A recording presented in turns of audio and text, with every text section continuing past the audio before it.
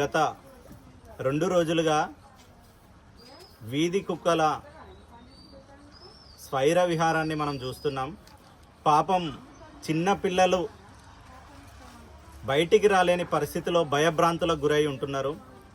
మరి మొన్న శుక్రవారం సాయంత్రం రోజు ఒకటే రోజు నాడు చింతల్లోనే కాకుండా వరంగల్ తూర్పులో 18 మందికి మరి కుక్క కాటుకు గురైన పరిస్థితి.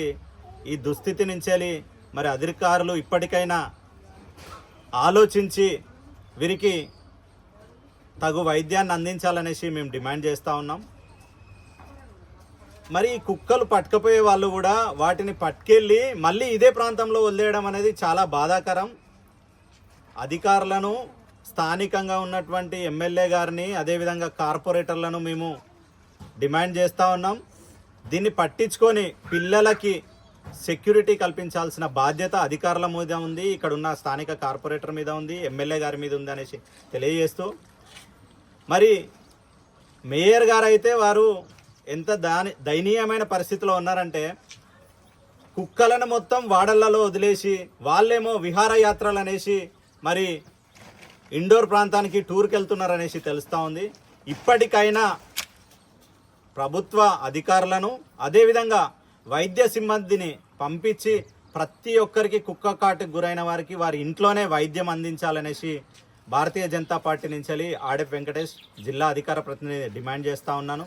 లేని పక్షంలో వీళ్ళందరినీ తీసుకొని వచ్చి జీడబ్ల్యూఎంసీ కావచ్చు, లేదంటే కమిషనర్ గారిని కావచ్చు వచ్చి వారిని మేము డిమాండ్ చేస్తున్నాం. వారి దగ్గరికి వచ్చి మరి వీళ్ళ దుస్థితిని చూడాలనేసి కూడా కమిషనర్ గారిని కూడా మేము డిమాండ్ చేస్తూ ఉన్నాం. ఇప్పటికైనా చొరవ తీసుకొని ఈ ప్రాంతంలో ఉన్న కుక్కలన్నింటినీ పట్టుకెళ్ళాలి. కుక్కలు ఒకటే కాదు, కోతులు కూడా సంతరిస్తున్నాయి. కోతులు కూడా ఇళ్లలోకి వచ్చి బీభత్సం చేస్తూ ఉన్నాయి. ఇప్పటికైనా ఈ విషయాన్ని ప్రభుత్వ అధికారులు కావచ్చు, స్థానికంగా ఉన్న ఎమ్మెల్యే గారు కావచ్చు పట్టించుకొని మరి త్వరితగతిన ఈ యొక్క సమస్యను పరిష్కరించాలనేసి డిమాండ్ చేస్తూ ఉన్నాం. 36 డివిజన్ నుంచి స్థానిక ప్రజలందరూ కూడా రిక్వెస్ట్ చేస్తూ ఉన్నారు, డిమాండ్ చేస్తూ ఉన్నారు.